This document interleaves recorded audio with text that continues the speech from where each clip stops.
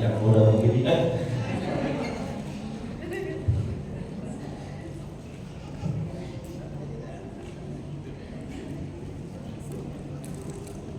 Assalamualaikum warahmatullahi wabarakatuh.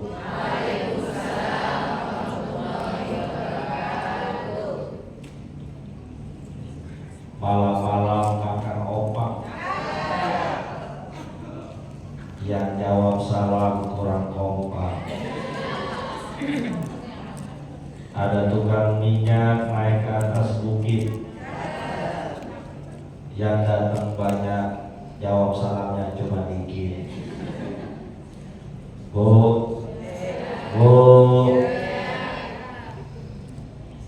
dalam ajaran agama hanya 3 orang yang boleh tidak menjawab salam. Bu, ada berapa? Udah tahu apa belum? Mau dikasih tahu apa enggak? Mau banget apa mau ringin?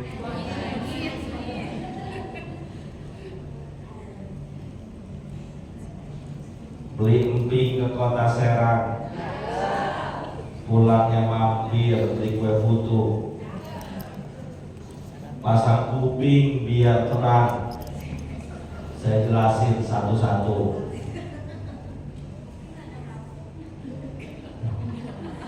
Jadi tadi saya nanya sama MC sampai jam berapa? Sampai jam 10. Saya lihat baru jam 9. Lama juga. Bu,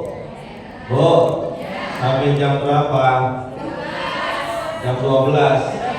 Serius? Sanggup dengerinnya? Berapa duit?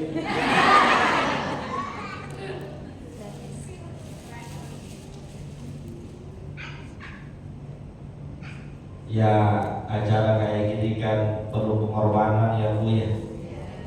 Tenaganya, waktunya, pikirannya, dananya. Ya kan, pakai dana kan? Buat beli kue pakai uang nggak? Buat beli minum pakai uang nggak? Belum penceramah. Kalau saya sih nggak usah dipikirin, nggak usah dipikirin. Saya juga nggak pernah mikirin, alhamdulillah. Saya ceramah kemana-mana nggak pernah mikirin amplop, nggak juga, nggak pernah mikirin isinya. Saya tugasnya hanya ceramah, amplop mah pikiran ibu-ibu aja, jangan pikiran saya. Bu, jadi saya cuma ngangkat-ngangkatin doang karena saya lihat di luar masih banyak, kurang lebih 3.000 orang yang masih belum bisa masuk ke ruangan ini. Bahwa dalam Islam yang boleh nggak jawab salam itu hanya 3 orang. Pertama, al-asom. Yang boleh nggak jawab salam adalah orang budek, orang tuli, orang nggak dengar. Assalamualaikum. Assalamualaikum, dia nggak dengar, berarti dia boleh nggak jawab salam. Yang kedua yang boleh nggak jawab salam adalah al-hukmu, orang gagu. Gagu, tahu gagu? Tunawicara, nggak bisa ngomong. Dengar sih, assalamualaikum, tapi dia jawabnya gimana? Boleh dia nggak jawab salam. Yang ketiga yang boleh nggak jawab salam adalah al-majnunu, orang gila. Maka di sini ada kayak yang budak, yang gagu, yang gila. Enggak ya, saya yakin di sini yang soleh dan beli Gucci antik ke negeri Jerman. Ibu-ibu udah cantik, hatinya beriman. Makanya jawab salam. Makan skuter di pinggir taman. Bapak-bapak udah ganteng, hatinya beriman. Aman dah kalau ibu beriman, bapak beriman. Saya yakin kalau saya jawab salam sekali lagi, jawabannya kompak dan juga semangat. Assalamualaikum warahmatullahi wabarakatuh.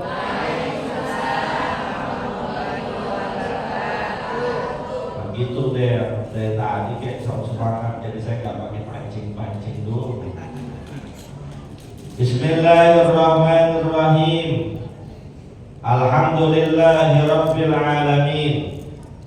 Allahumma salli wa sallim ala sayyidina Muhammadin wa ala alihi wa sahbihi ajma'in, amma ba'du. Yang saya hormati dan muliakan guru saya Ustadz Selamat Joko Susanto MPD dan juga Ustadz Muhammad Zulkarnain MPD selaku bagian dari bidang pendidikan Yayasan Wakaf Said Naum. Yang saya hormati dan muliakan para pimpinan unit Yayasan Wakaf Said Naum dari tingkat TK ada TK, SD ada perwakilannya, SMP ada SMP, SMA dan SMK.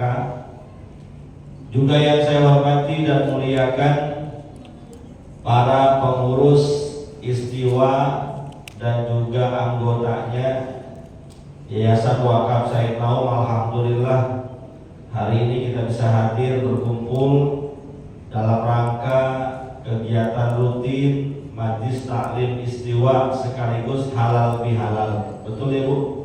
Betul ya? Halal bihalal selepas Hari Raya Idul Fitri.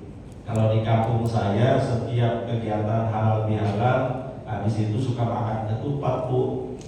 Nggak tahu kalau di sini mah. Enggak. Biasanya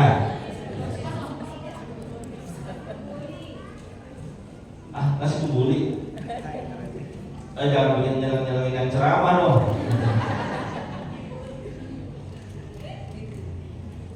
Bapak Ibu yang dimuliakan oleh Allah, mohon maaf sebelumnya kalau saya duduknya di atas. Bu, maafin ya Bu, kalau saya posisinya di atas, Ibu di bawah, nggak apa-apa. Duduknya nggak apa-apa ya Bu. Saya di atas, Ibu di bawah, nggak apa-apa ya. Duduknya. Dan mohon maaf juga kalau seandainya ceramahnya pendek. Biar pendek asal masuk ya Bu ya. Bu, biar pendek asal ilmunya. Ya Bu. Pagi hari ini insya Allah tadi sudah disampaikan oleh guru kita Ustadz Selamat Joko Susanto berkaitan dengan anak. Anak itu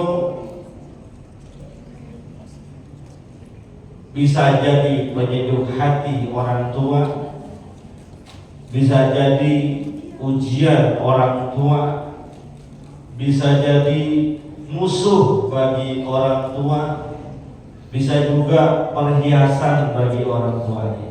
Betul ya Bu? Bu, betul apa enggak? Tadi Ustadz Selamat Joko Susanto nyampein itu apa enggak? Benar. Dengar.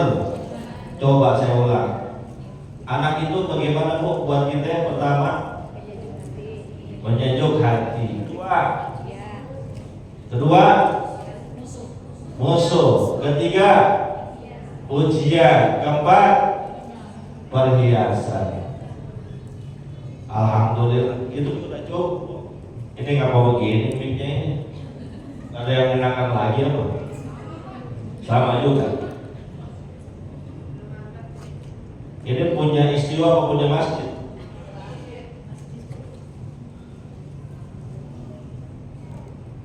Ibu-ibu yang dimuliakan oleh Allah Subhanahu wa Ta'ala, setiap orang yang berumah tangga pasti mendapatkan anak.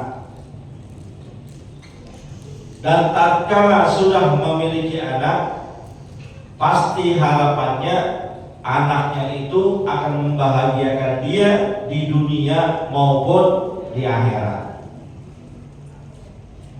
Makanya kita sering berdoa kepada Allah Subhanahu wa taala sebagaimana yang telah disampaikan dan dibacakan oleh sahabat kita tadi dalam surat Al-Furqan ayat ke-74, Rabbana hab lana min azwajina wa dzurriyyatina qurrata a'yun waj'alna lil muttaqina. Kita memohon, berharap, berdoa kepada Allah Subhanahu wa taala agar diberikan keturunan. Sekalinya diberikan keturunan yang soleh ataupun soleha, yang enak dipandang mata, yang menyejukkan hati, dan kelak anak tersebut mudah-mudahan bisa jadi pemimpin bagi orang-orang yang bertakwa. Tapi tak jarang saya sering banget, ya Ustaz, saya udah berdoa kepada Allah tiap malam, mengangkat tangan kepada Allah Subhanahu wa taala di setiap sholat 5 waktu saya, di setiap tahajud saya, bermohon kepada Allah agar anak saya jadi anak yang soleh ataupun solehah, anak saya menjadi anak yang menyejukkan hati, menenteramkan mata. Tapi kadang-kadang ya, anak saya susah banget dibilangin Ustaz. Sebentar-bentar saya dipanggil mulu ke sekolahan Ustaz. Ada nggak di sini yang orang tuanya dipanggil sama sekolah gara-gara urusan anak? Ada nggak? Ada apa enggak? Ada. Ada. Yang mana? Tidak ada di sini. Kadang ada anak yang terlibat narkoba. Kadang ada anak yang terlibat tawuran. Diajak sholat susah, disuruh puasa ngebakar, disuruh berbakti justru dia melawan. Jauh panggang daripada api, jauh kenyataan daripada harapan. Maka dalam hal ini kita tidak usah berkecil hati. Kenapa? Karena kalau kita lihat Al-Quran, di dalam Al-Quran ternyata Allah Subhanahu wa taala sudah memberikan gambaran model anak yang dicontohkan oleh Allah. Bukan tanggung-tanggung, bukan sekedar anak RT, bukan sekedar anak RW, bukan juga sekedar anak pejabat, bukan juga sekedar anak kepala sekolah. Yang diberikan contoh oleh Allah di dalam Al-Quran anak Nabi. Anak siapa? Anak Nabi. Allah berikan contoh yang sangat luar biasa. Yang pertama, anak Nabiullah Nuh alaihi salatu wassalam. Kita baca ceritanya, kita dengar riwayatnya, kita telah sejarahnya. Bagaimana Nabiullah Nuh alaihi salatu wassalam ketika diperintahkan oleh Allah untuk membuat kapal laut.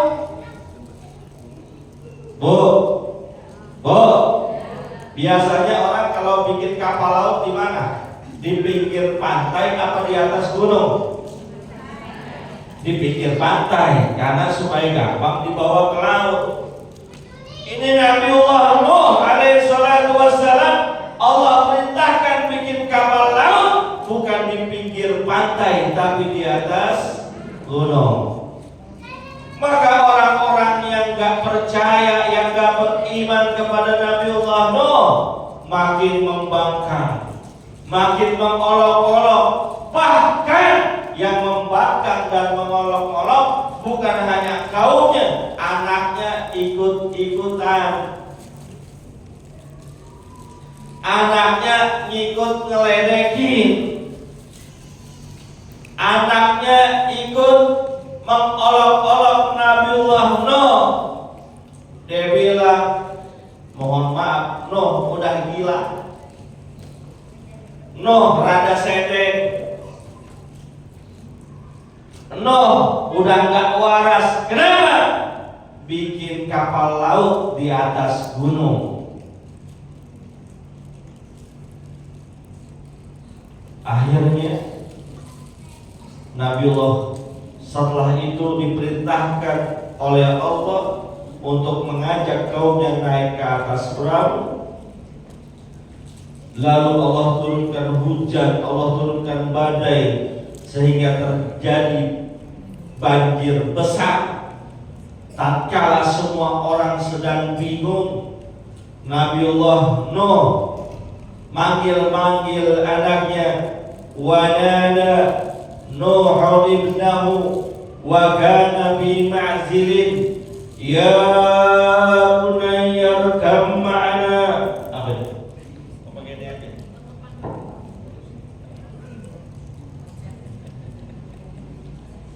Cek ngobrol. Nih, Pak Agung nggak pernah ke studio. Kemana Pak?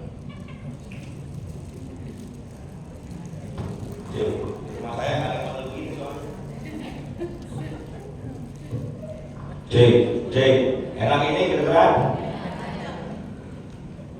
Sampai mana tadi saya ngomong?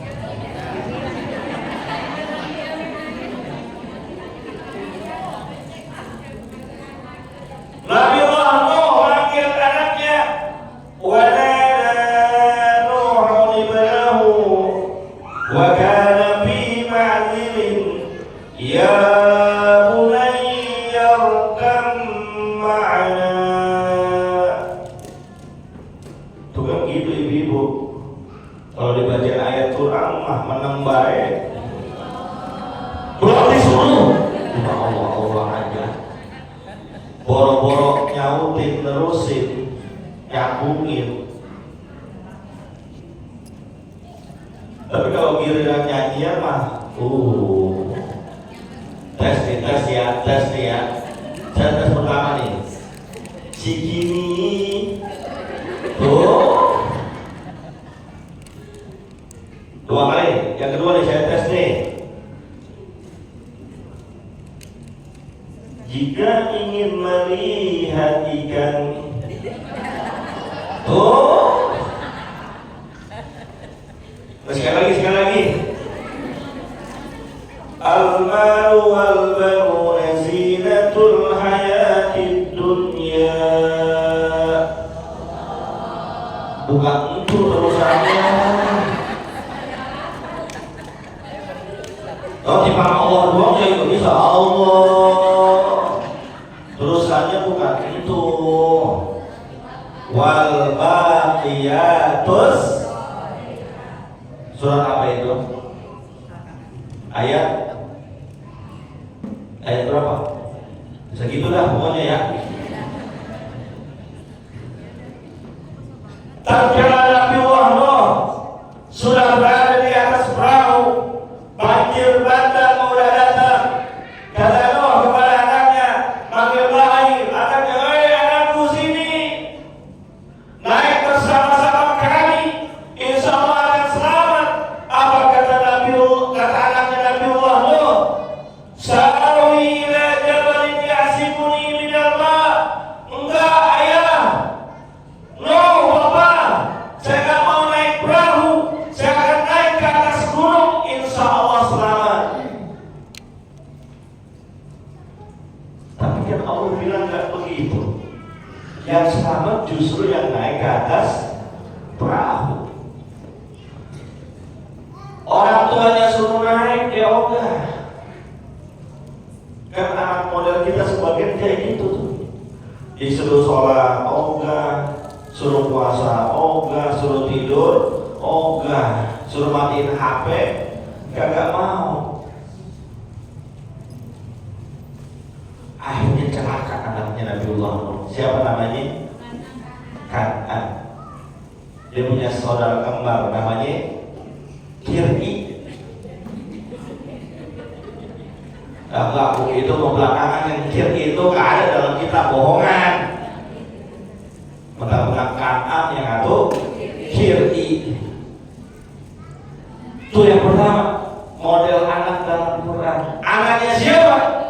Anaknya Nabi. Yang kedua,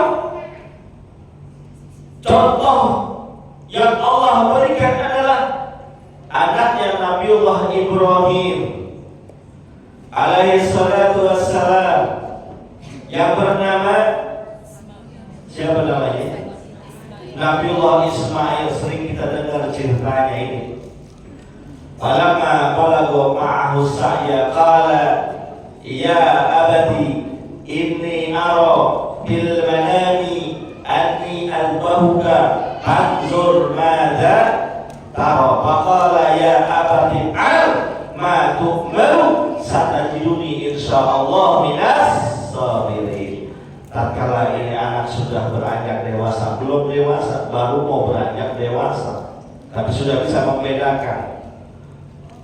Kata ayahnya, wahai anakku, saya mendapatkan wahyu melalui mimpi bahwa aku menyembelihmu. Sekarang aku tanya kepadamu, kira-kira apa pendapatmu? Kata Nabiullah Ismail yang masih usia menjelang remaja, wahai ayahku, kalau itu adalah perintah Allah, laksanakan, kerjakan, insya Allah engkau akan mendapati aku sebagai orang yang bersabar atas perintah Allah. Disuruh sholat gampang, disuruh sekolah gak pakai ngambek, disuruh ke warung di jalan, disuruh matiin HP dia matiin. Tuh kan enak punya anak begitu. Di sekolahnya gampang, belajarnya lempeng, udah lulus, dapat kerjaan, hasil gajiannya buat orang tuanya. Enak gak? Enak gak? Bu, ada gak anak kita yang udah kerja? Belum? Belum ada? Masih pada muda-muda banget itu romannya ya. Tapi permasalahannya, gak semua anak kita seperti anaknya Nabiullah Ibrahim. Dan berdoa kepada Allah agar anak kita gak seperti anaknya Nabiullah Nuh alaihi salatu wassalam. Udah setengah 10 ini. Masih lama? Lanjut ya? 2 jam lagi. Ini doang sajiannya ini. Alhamdulillah ada air putih. Padahal udah saya pesenin kepada panitia, Ustaz teman juga kopi jago yang karamel latte. Itu ada wassalam, selamat datang kopi jago bukan? Saya tutupin karena ada dibayar ya. Jadi endorse ini saya liput, nanti saya tampilkan di YouTube dan TikTok saya. Ibu tolong like and subscribe, follow YouTube dan TikTok saya. Cari aja Yunus Ustaz, ya, Yunus Ustaz. Bukan untuk komersial tapi untuk dakwah. Bu,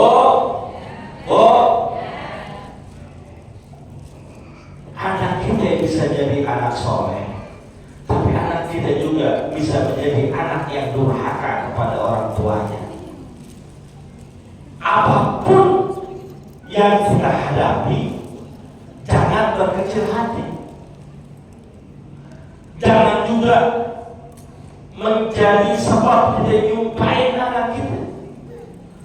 Jangan juga menjadi sebab kita buang binasa anak kita.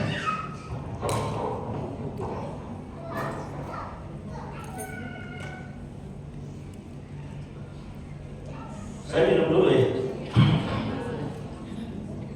Gara-gara kopi jago ya.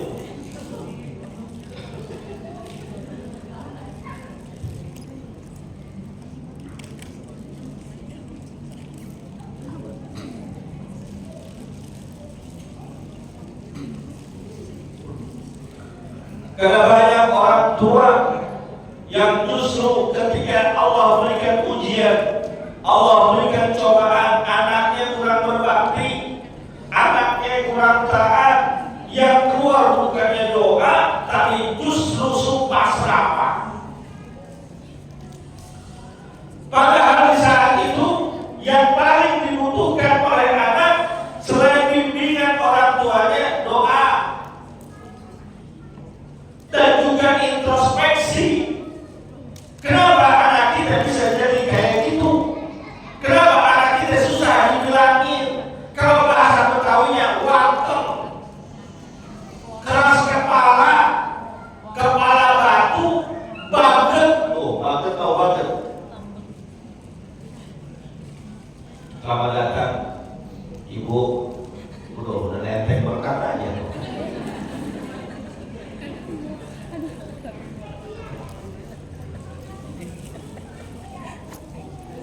Maka Nabi kita Muhammad SAW jauh-jauh hari dan ingetin, bilangin, kasih tahu,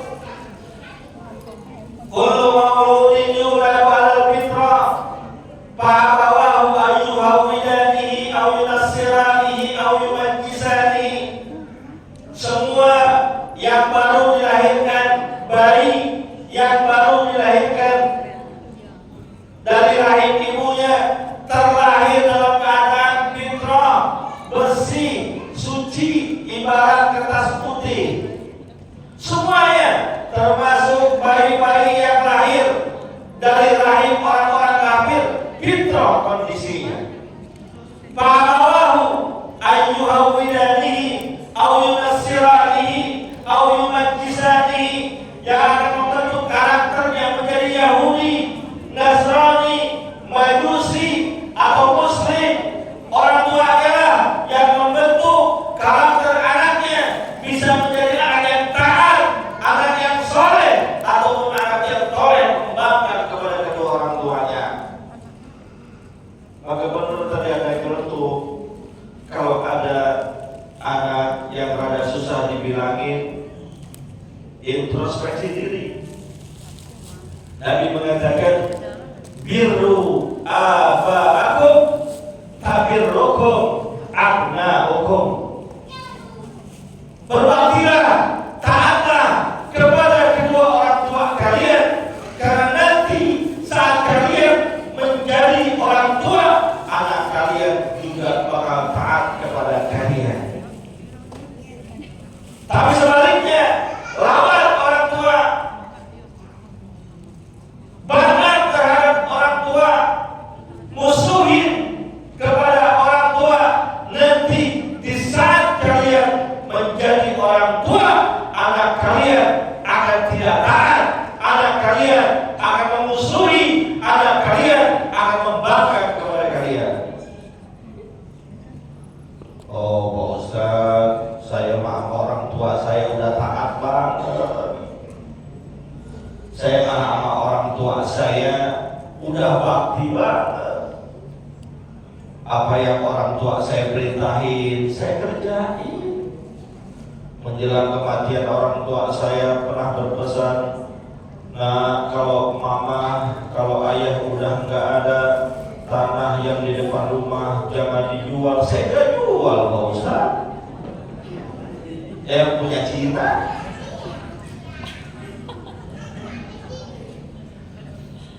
Maka bu,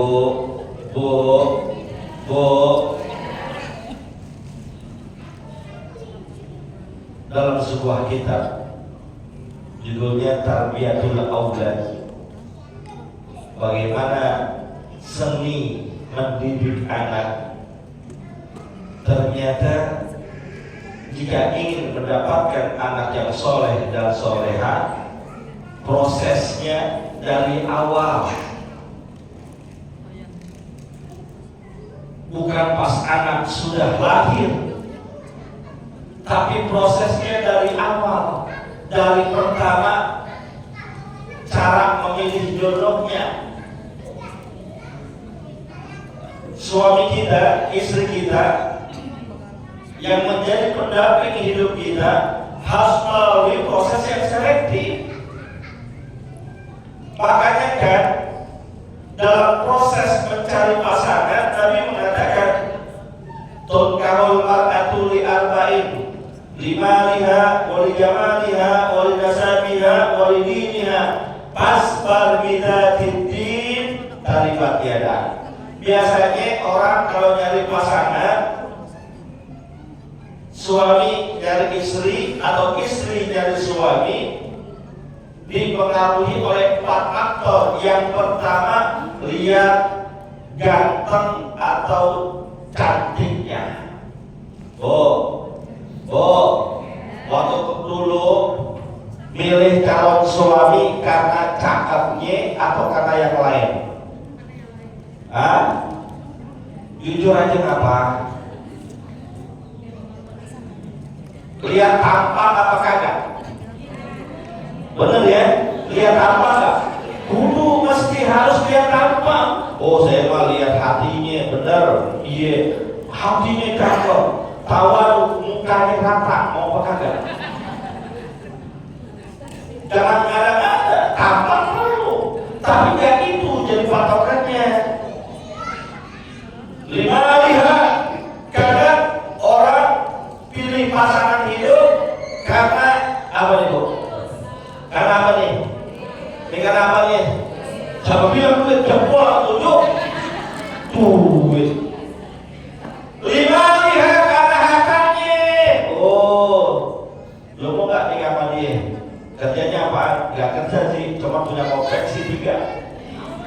Oh, kagak gitu. Tampang-tampang istri konveksi semua orang.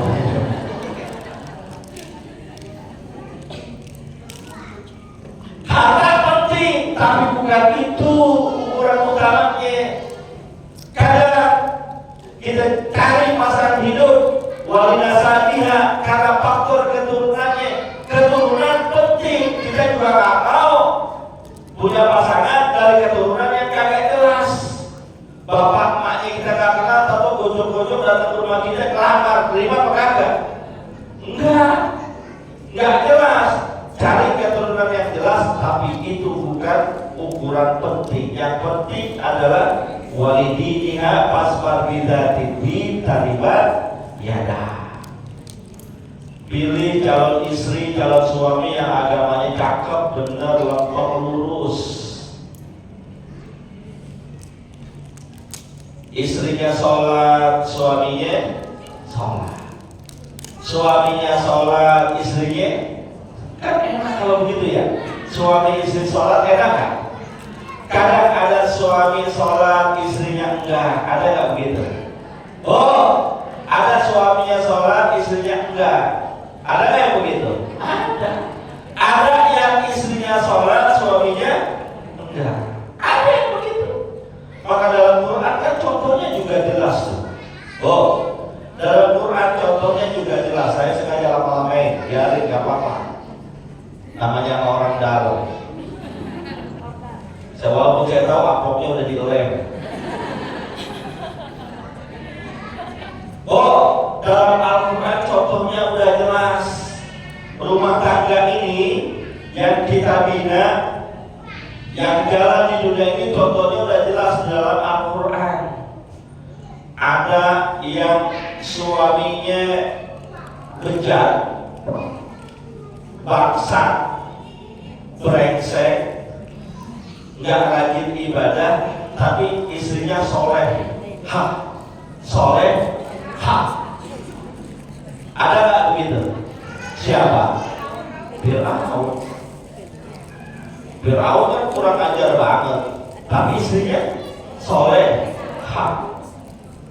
karena solehahnya Allah jaga tuh. Mohon maaf, Asia, istri Fir'aun itu sampai meninggal masih perawan, jangan bilang-bilang.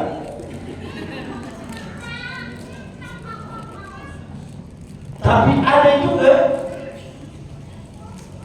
yang suaminya brengsek, istrinya brengsek juga. Ada nggak? Suami kagak sholat, istri kagak sholat. Ada nggak? Suami kagak puasa, istri kagak puasa. Ada nggak? Ada. Contohnya dalam Quran siapa? Keluarganya Abu Lahab, Abu Lahab brengsek, istrinya brengsek. Tapi ada juga yang suaminya soleh, istrinya solehot. Belok pun bawahnya.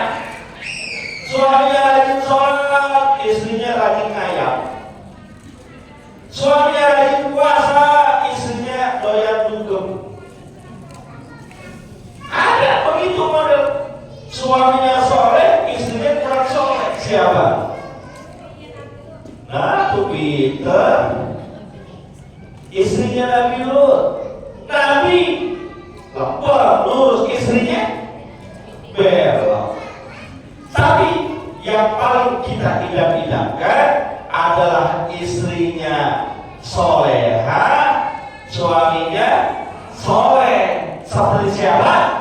Keluarga Nabiullah Ibrahim alaihi salatu wassalam. Dari 4 contoh tadi, ibu-ibu pilih siapa?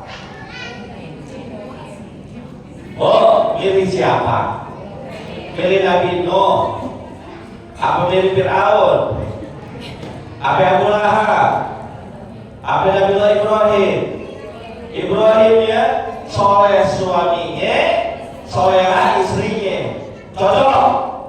Oh, cocok nih. Sepakat kita pilih Nabiullah Ibrahim sebagai contoh. Cocok? Tapi Nabiullah Ibrahim istrinya 2, Bu. Ibu kenapa sih kalau ada urusan istri lebih dari 1?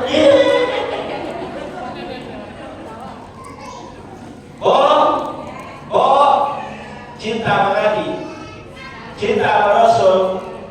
Kita diperintahkan untuk mengikuti meneladani Rasulullah. Betul. Rasulullah bininya lebih dari 1, Bu.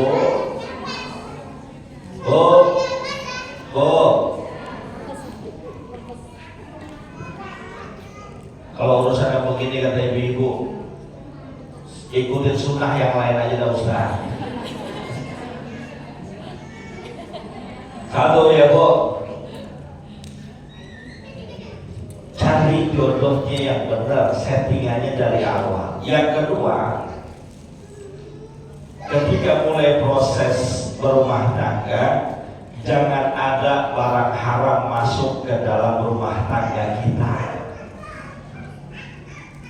Suami nyari rezeki yang halal, istri dikasih makan suami yang halal juga. Kalau nanti istrinya mengandung, diberikan makanan-makanan yang halal, karena makanan yang halal akan mendatangkan keberkahan. Tapi makanan yang haram kata baginda Nabi, kullu lahmin nabata min haramin faddahu aula. Setiap daging yang tumbuh dari barang-barang yang haram, maka lebih pantas orang itu masuk ke dalam neraka. Kalau ada anak kita susah dibilangin, kalau ada anak kita yang susah diajak sholatnya, susah disuruh ibadahnya, bisa boleh jadi ada barang haram mampir ke dalam tubuhnya. Pak Ustaz, saya dagang kok, jualan kok. Jualan apa dulu? Jualan baju Pak Ustaz di Rosbe.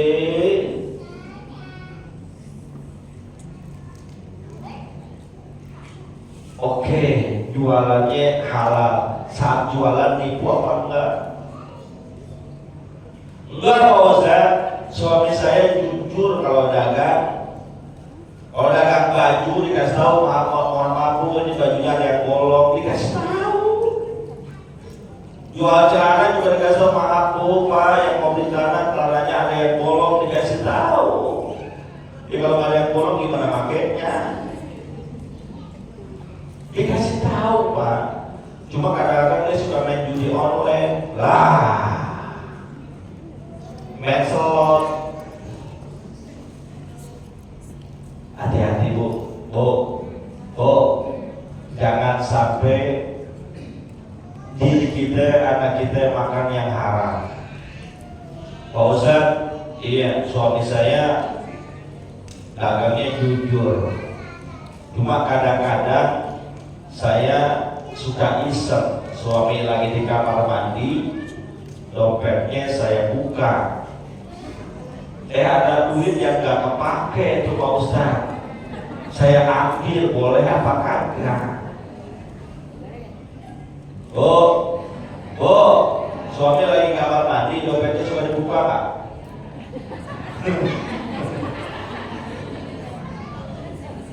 Pas dibuka ada isinya kan? Dikit apa banyak? Diambil apa kagak? Salam. Dan suami-suami saya Pak Ustadz nggak boleh ngambil uangnya tanpa sepengetahuan suami. Saya kasih tahu, kalau suami sudah memberikan nafkah yang cukup, ibu ngambil tanpa sepengetahuannya dia, haram.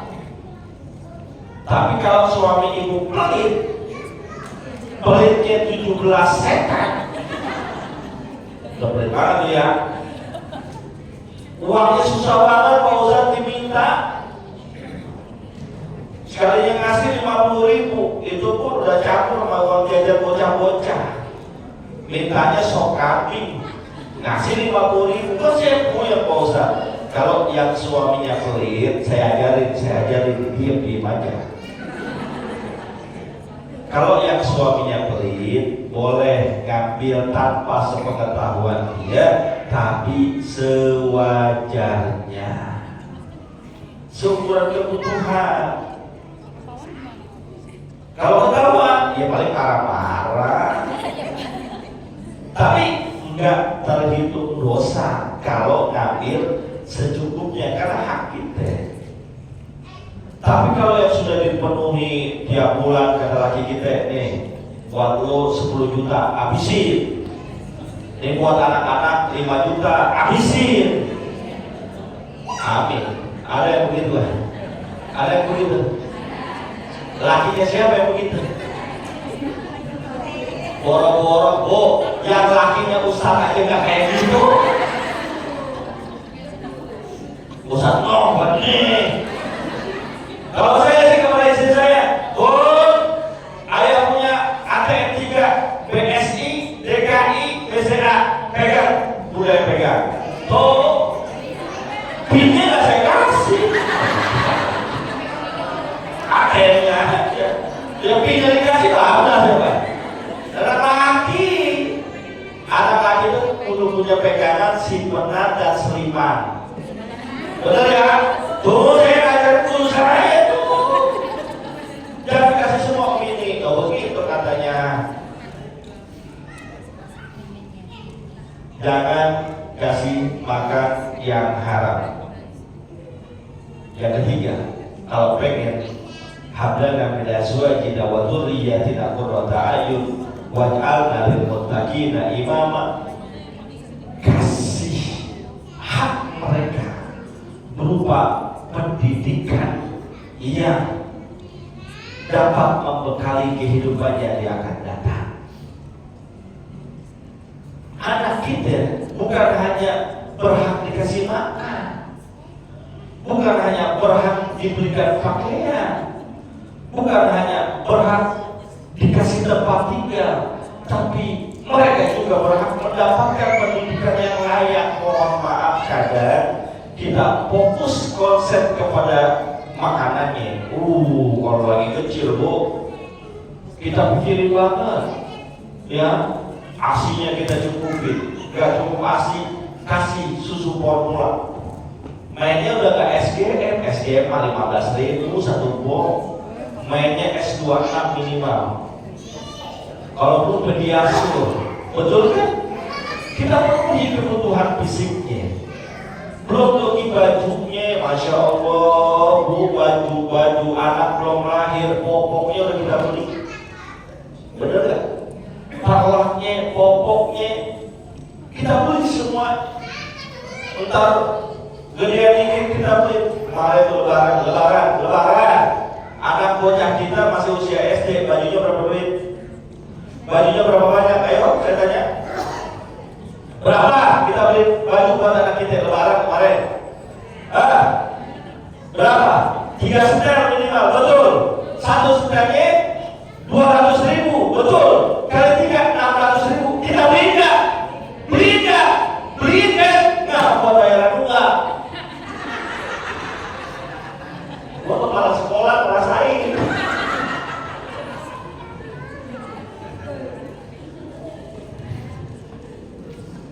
Pakaian kita beli sepatu yang mahal, masya Allah. Nggak Apple tuh yang non-stop 200.000, nggak Apple.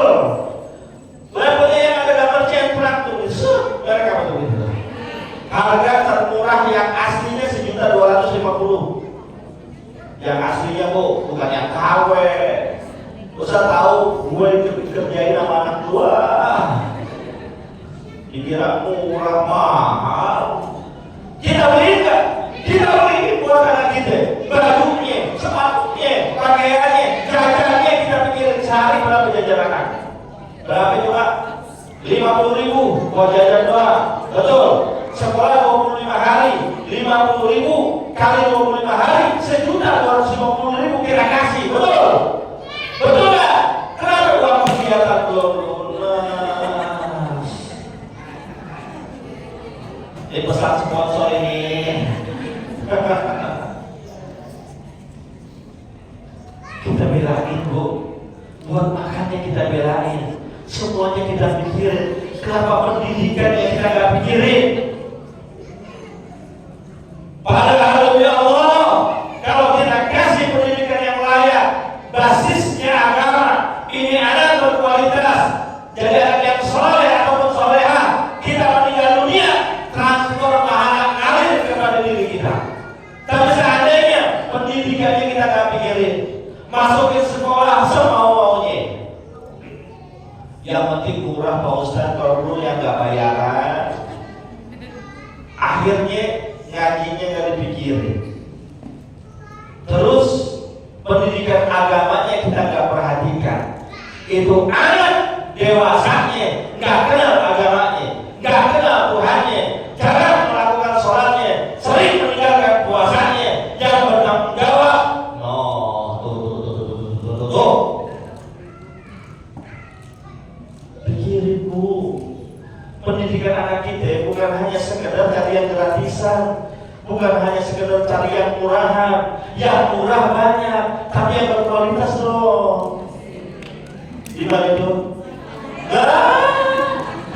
Yang TK masuk, SD, yang SD masuk, ayo cepetan daftar.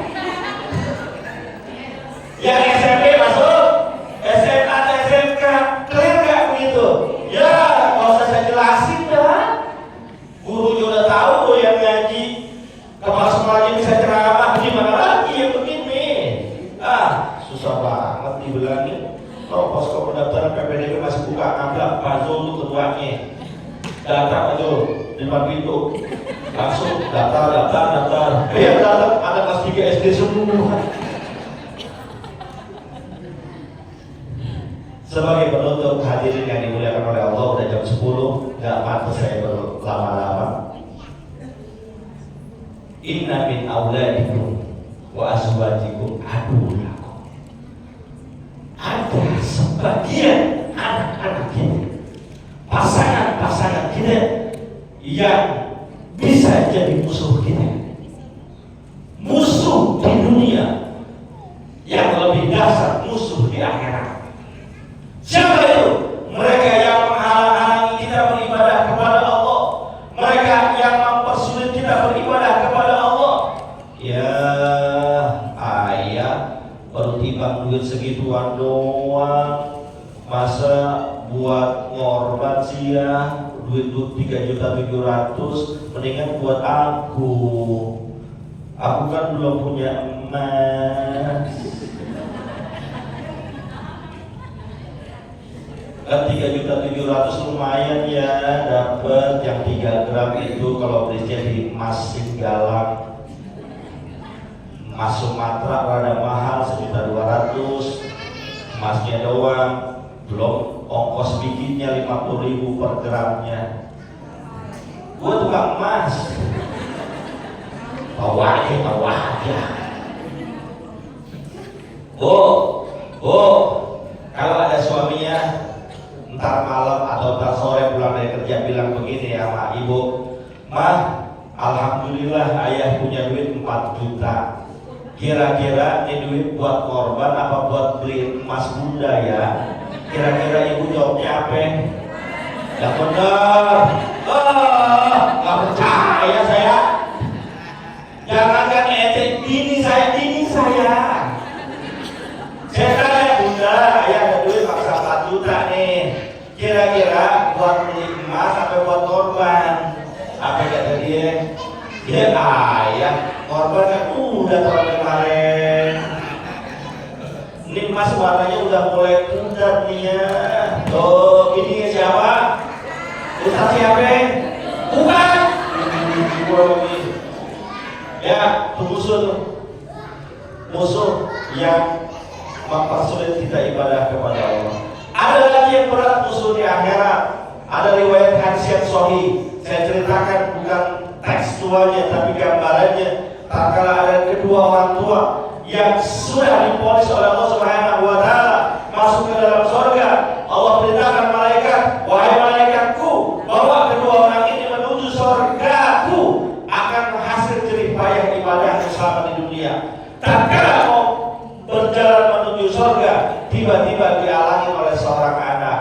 "Ya Rob, tahan dulu, jangan bawa orang tua ini dalam surga." "Mau kemana? Kepala sekolah. Gue liatin terus Yari. Ayo dah, ayo pulang dah. Nggak traktir bakso ntar." Saya gak ada.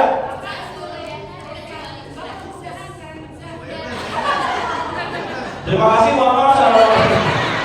Ya udah, bentar, silakan. Akhirnya dihalangi, dia mau masuk surga nggak boleh. Kenapa? Ternyata yang ngalang-ngalangin ini anaknya. Kenapa? Kata dia anak, "Wahai Allah, ini orang tua benar soleh hidupnya di dunia, rajin ibadahnya di dunia, tapi saya ibadahnya hanya buat dirinya dia, solehnya hanya untuk dirinya dia. Saya anaknya ditelantarkan, nggak dikasih pendidikan agama, sehingga saya tidak kenal siapa Tuhan saya tidak bisa beribadah dengan sebaik-baiknya. Saya tinggalkan semua syariat agama karena sebab orang tua saya menelantarkan saya. Nggak masukin saya di sekolah agama, nggak dititipin saya sekolah saya tahu, saya jadi nggak bisa ngapal. Ya mumpung saya tahu, makanya bu, mumpung masih ada kesempatan, perbaiki yang salah, sempurnakan yang kurang. Anak kita amanah, baik buruknya tergantung kita. Kalau ada kesalahan yang kemarin, perbaiki, tinggal yang ke depan. Mudah-mudahan ada manfaatnya. Terima kasih, mohon maaf. Gak usah pakai tanya jawab ya. Ya, itu saya udah ditinggal sama teman-teman saya. Izin langsung. Ada yang mau tanya jawab? Oh, iya. Inuridu ilal islam mastata'tu wa ma taufiqi illa billah alaihi tawakkaltu wa ilaihi unib. Billahi taufiq wal hidayah. Assalamualaikum warahmatullahi wabarakatuh. Gak apa-apa tanya jawab kamu? Gak apa-apa ada yang mau tanya? Berapa orang yang sekarang? Semuanya nanya mau apa? Baik, masalah acara selanjutnya sesi tanya jawab. Kepada jamaah yang ingin bertanya dipersilakan angkat tangan dan berdiri. Ada yang mau bertanya kepada Ustadz Yunus? Cukup lah. Nggak ada. Ya, alhamdulillah. Langsung doa penutup ya. Oke. Terima kasih. Kita berdoa kepada Allah Subhanahu wa taala. Diawali dengan surat Al-Fatihah. Semoga Allah Subhanahu wa taala ampuni segala dosa dan kesalahan kita, dosa dan kesalahan kedua orang tua kita, kakek nenek kita, sanak famili, saudara dan guru-guru kita. Sambil memohon kepada Allah Subhanahu wa taala agar yang belum diberikan keturunan Allah kasih keturunan. Yang sudah dititipkan amanah keturunan Allah jadikan keturunannya anak yang soleh dan solehah, membanggakan kedua orang tuanya, menjadi penyejuk qurrata ayun, dan yang terlebih lagi menjadi penolong di surganya Allah Subhanahu wa taala. Ini ya qabul wa bijahi Rasul. Al-Fatihah.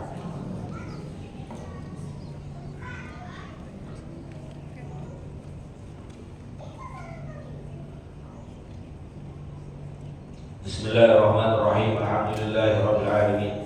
Allahumma shalli wa sallim ala sayyidina Muhammad wa ala ali sayyidina Muhammad. Allahumma a'inna ala dzikrika wa syukrika wa husni ibadatik. Allahumma ighfir lana wa liwalidina warhamna warhamhum kama rabbawna shighara. Allahumma ij'al jam'ana hadza jam'an marhuma. Allahumma ij'al jam'ana hadza jam'an marhuma wa tafarraqna min ba'dihi tafarruqan ma'suma. Rabbana hab lana min azwajina wa dhurriyyatina qurrata a'yun waj'alna lil muttaqina imama. Wa hab lana ya Wahhab ilman hikmatan wa rizqi ya razzaq kulli musahila wa bil khairi ya fattah faqahu bil huda wa bil ilmi ya ali kulli mubaddila. Wa sallallahu ala sayyidina Muhammadin wa ala alihi wa sahbihi wa sallam. Walhamdulillahi rabbil alamin. Terima kasih, mohon maaf. Assalamualaikum warahmatullahi wabarakatuh. Waalaikumsalam warahmatullahi wabarakatuh.